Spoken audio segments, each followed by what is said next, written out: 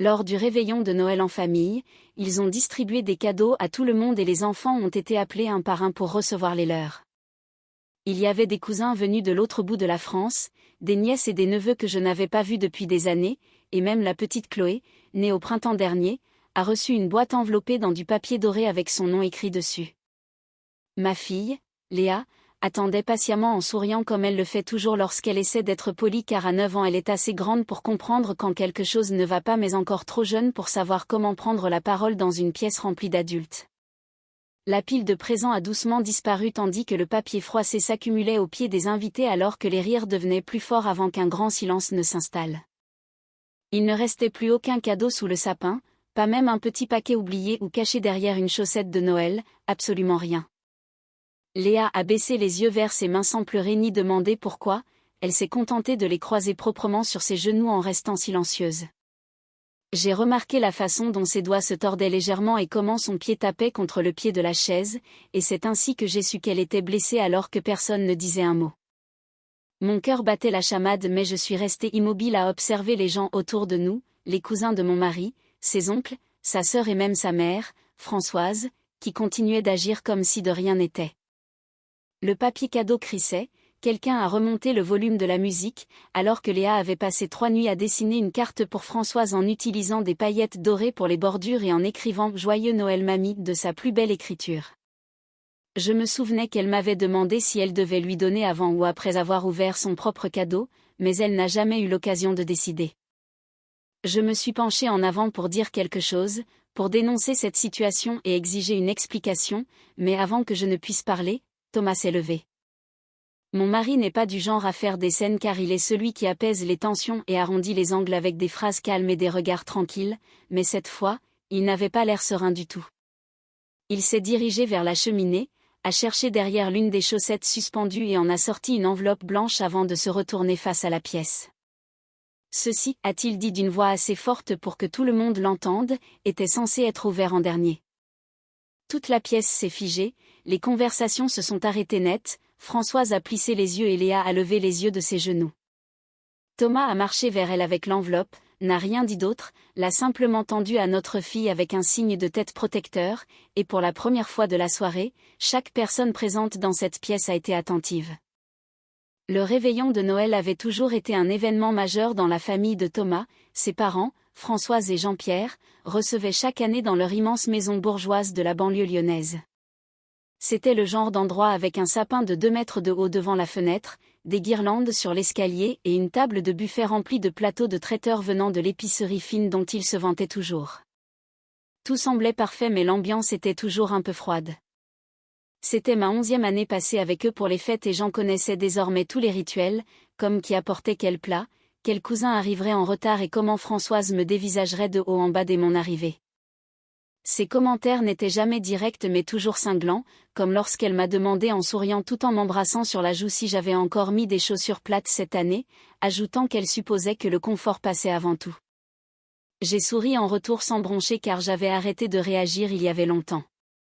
Thomas m'a serré la main en entrant tandis que notre fille Léa tenait fermement la mienne, vêtue d'une robe en velours rouge avec un nœud blanc dans ses boucles.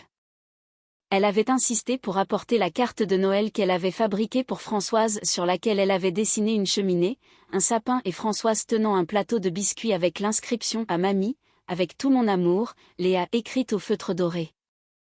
La sœur de Thomas, Aurélie, était déjà là avec ses enfants, ainsi qu'une douzaine de cousins et de parents éloignés que je ne voyais qu'une fois par an sans jamais vraiment les connaître. Ils se saluaient tous comme une grande famille heureuse pendant que je restais un peu en retrait en aidant Léa à enlever son manteau pour le suspendre à côté des autres. Il y a une étrange solitude à être entouré de gens qui vous traitent comme une invitée dans une vie où vous êtes entré par mariage. Je connaissais la plupart de leurs prénoms, je me souvenais des anniversaires et j'envoyais des cartes de remerciement, mais je n'avais jamais vraiment fait partie du clan. Thomas le ressentait aussi je pense, mais il ne l'a jamais dit tout haut car il aimait sa famille et ne voulait pas choisir de camp, et je ne le lui ai jamais demandé. Léa a tiré sur ma manche pour me demander à voix basse si elle pouvait donner sa carte à mamie maintenant, ses yeux brillaient et ses joues étaient déjà rouges à cause du froid, mais je lui ai dit d'attendre peut-être après les cadeaux car elle semblait occupée. Nous sommes passés au salon où le sapin était illuminé, la cheminée allumée, et le sol croulait sous les cadeaux de toutes formes et tailles, tous soigneusement emballés avec des rubans assortis car Françoise insistait toujours pour que le papier soit coordonné par couleur afin de rester organisé. Jean-Pierre servait les verres tandis que le mari d'Aurélie passait les amuse-bouches sur fond de musique de Noël. En apparence, c'était l'image même d'une fête parfaite. Léa s'est installée sur le tapis avec les autres enfants en discutant tranquillement avec ses cousins, gardant sa carte sur les genoux. Je suis restée derrière elle sur le canapé entre Thomas et une place vide que personne n'occupait, l'odeur de cannelle et de pain flottait dans l'air, et pourtant je sentais que quelque chose clochait, comme une onde de choc sous la surface. C'était subtil mais je l'ai remarqué, Françoise n'avait pas adressé un mot à Léa, aucun compliment sur sa robe, aucun câlin, juste un regard rapide et un « oh, bonjour ma puce » distrait avant de se détourner pour arranger les paquets. J'ai observé le visage de Léa qui l'avait remarqué aussi car son sourire a vacillé une seconde avant qu'elle ne se tourne vers sa cousine Manon. La tension dans ma poitrine a commencé à monter doucement comme à chaque visite mais je me suis dit de rester calme et de voir comment les choses allaient se passer, pensant que j'exagérais peut-être. Puis Françoise s'est levée près de la cheminée et a frappé dans ses mains pour annoncer que les cadeaux allaient être distribués avant le dessert, en commençant par les enfants. Thomas s'est adossé à moi en se frottant les mains et j'ai essayé de partager son enthousiasme tandis que Léa se redressait en ajustant sa robe. Françoise a commencé à ramasser un paquet doré dans la pile en annonçant que celui-ci était pour Lucas, puis un autre nom a suivi, et un par un les noms des enfants ont résonné dans la pièce accompagnés de rires et de bruits de papier déchiré. La pile de cadeaux diminuait à vue d'œil alors que Léa se penchait un peu vers l'avant, tenant toujours sa carte avec un sourire figé. Je retenais mon souffle en observant la scène car l'échange de cadeaux suivait toujours le même ordre immuable, les enfants d'abord puis les adultes. Françoise soulevait chaque boîte avec soin en lisant l'étiquette à haute voix comme s'il s'agissait d'un tirage au sort scolaire, s'extasiant devant les réactions et applaudissant quand un cadeau plaisait particulièrement. Lucas, a-t-elle appelé en tendant une grande boîte rouge et verte à son petit-fils aîné, puis ce fut le tour de Manon, Chloé, Théo et Inès. Elle a même sorti un petit paquet tout mou en disant qu'il était pour le petit Hugo, pour son premier Noël, alors que le bébé de 6 mois dormait presque dans les bras de sa mère. Tout le monde a applaudi et j'ai continué à compter ce qu'il restait dans la pile, espérant qu'il y avait encore quelque chose pour Léa, peut-être un paquet égaré ou dont le nom n'était pas encore sorti. Françoise a pris une boîte argentée pour Jules, puis il n'est resté que 2 cadeaux. Je me suis redressée sur mon siège quand elle a annoncé un paquet pour Zoé qu'elle a passé à Aurélie, puis elle a pris le tout dernier cadeau, un paquet long et fin emballé dans du papier bleu. Elle a plissé les yeux sur l'étiquette et a souri en disant que c'était pour Enzo, le beau-fils d'un cousin qui ne portait même pas le nom de famille, et tout le monde l'a regardé déballer une voiture télécommandée. J'attendais que Françoise dise autre chose, qu'elle sorte une dernière surprise cachée derrière le sapin, mais elle s'est tournée vers Jean-Pierre en disant « Et voilà, c'était le dernier ». Quelqu'un a remonté le son de la musique et les gens ont recommencé à bavarder tandis que les enfants jouaient avec leurs nouveaux jouets dans un coin. Léa est restée immobile, assise en tailleur sur le tapis, sa carte toujours serrée délicatement entre ses mains. Elle a levé les yeux vers moi, pas avec des larmes ou des questions, mais avec un petit sourire fatigué, de ceux qui essaient trop fort de montrer que tout va bien. Je me suis penchée vers elle pour lui demander tout bas si elle avait bien vérifié les étiquettes, mais elle a secoué la tête avec une certitude tranquille en murmurant qu'il n'y en avait pas pour elle. Sa voix était douce mais je pouvais entendre l'effort qu'elle faisait pour ne pas faire de scène et faire semblant de s'en ficher. Quelque chose s'est serré violemment à l'intérieur de moi, une sensation de brûlure. J'ai regardé Françoise qui riait à une plaisanterie d'Aurélie en sirotant son vin, elle qui avait regardé Léa dans les yeux à chaque fois qu'elle appelait un autre enfant. Elle l'avait vue assise là et elle avait choisi de ne rien dire, ce n'était pas une erreur. Léa avait été exclue devant plus de 20 personnes et personne n'avait réagi, ni Aurélie, ni Jean-Pierre, ni aucun oncle ou tante. Ce silence était presque pire que l'affront lui-même car c'était une décision collective d'ignorer la situation et de laisser faire. J'ai pris la main de Léa qu'elle m'a laissé tenir tout en gardant les yeux fixés sur l'espace vide sous le sapin.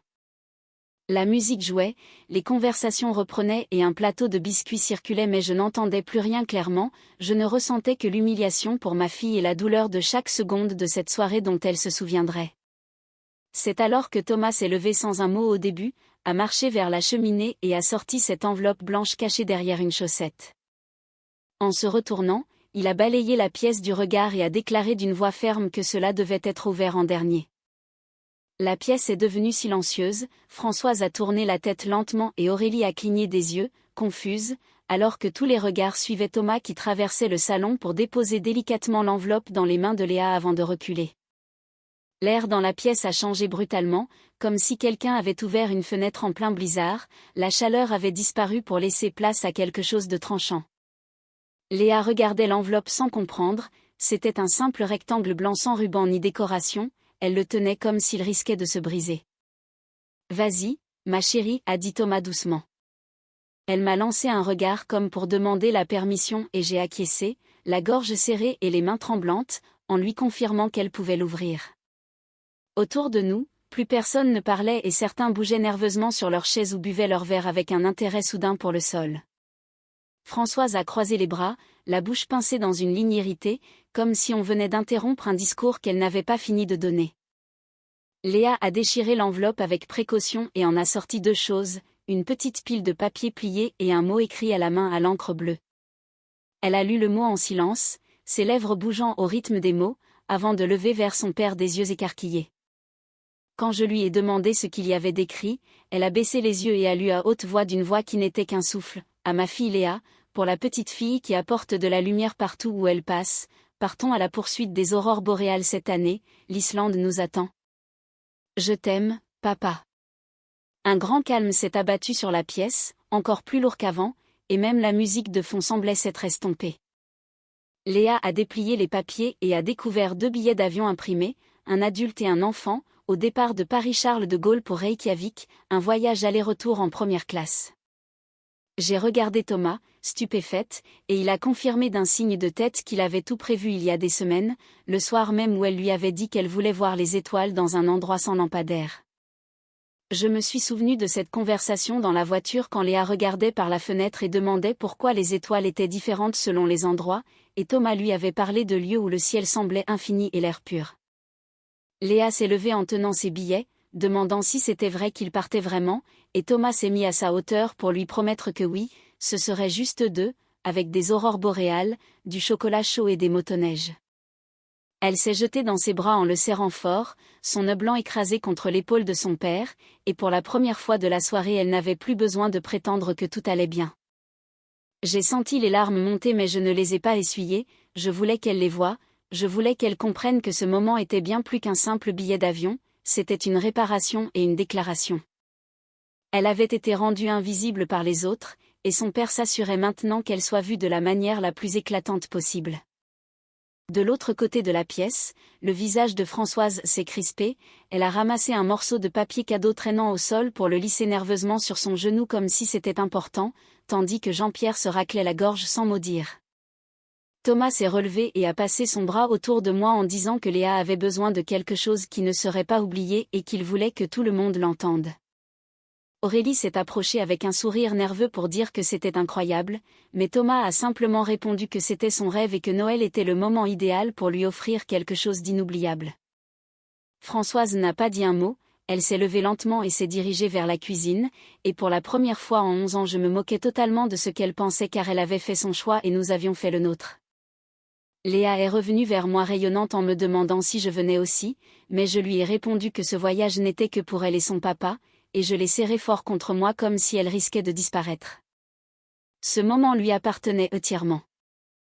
Léa est restée près de Thomas le reste de la soirée, tenant fermement son enveloppe d'une main et la carte pour Françoise de l'autre.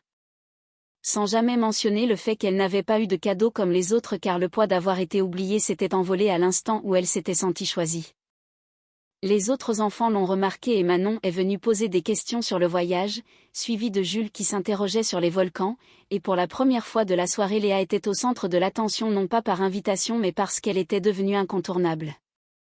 Thomas ne se vantait pas, il restait assis sur le canapé avec son bras autour de Léa en répondant calmement à ses questions sur les glaciers et les plages de sable noir qu'il avait étudiées en détail. J'ai compris alors que ce n'était pas un geste spontané pour rattraper la soirée mais un plan réfléchi car il savait exactement ce qui risquait de se passer.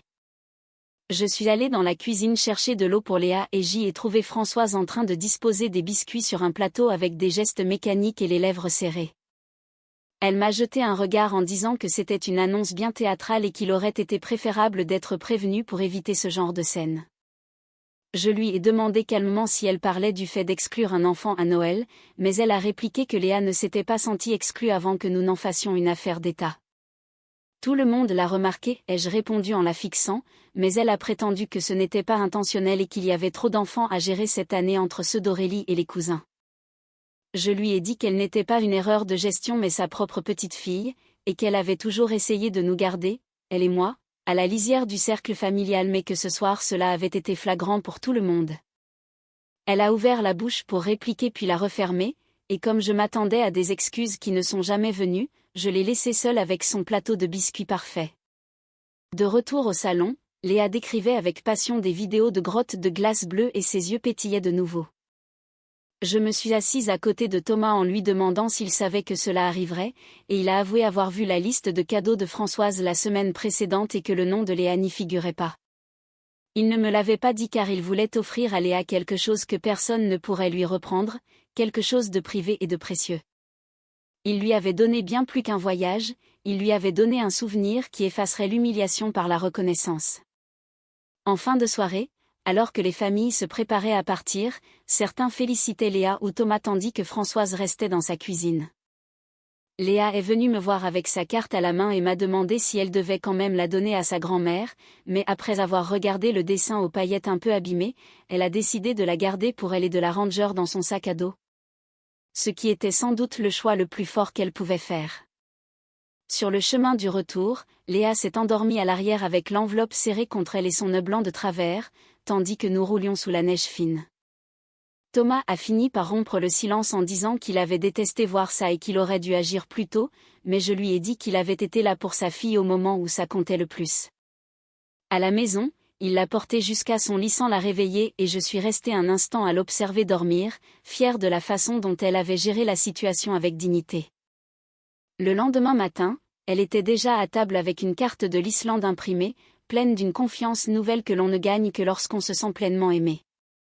Françoise a appelé Thomas plus tard dans la journée mais il n'a pas répondu, sachant qu'elle dirait que c'était un accident alors que nous savions tous les deux la vérité. Je n'ai plus ressenti le besoin de réparer quoi que ce soit car la famille ne se définit pas par le sang ou les obligations mais par les choix que nous faisons et la façon dont nous soutenons ceux que nous aimons quand il serait plus facile de se taire. Ce soir-là, en la mettant au lit, Léa m'a dit qu'elle garderait sa carte dans sa valise pour l'Islande afin de se souvenir de tout ce Noël, et j'ai réalisé qu'elle ne se souviendrait pas du silence ou du cadeau manquant. Mais du moment où son père lui a tendu cette enveloppe et où tout le monde l'a enfin vue. Elle n'avait pas été oubliée, elle avait été choisie.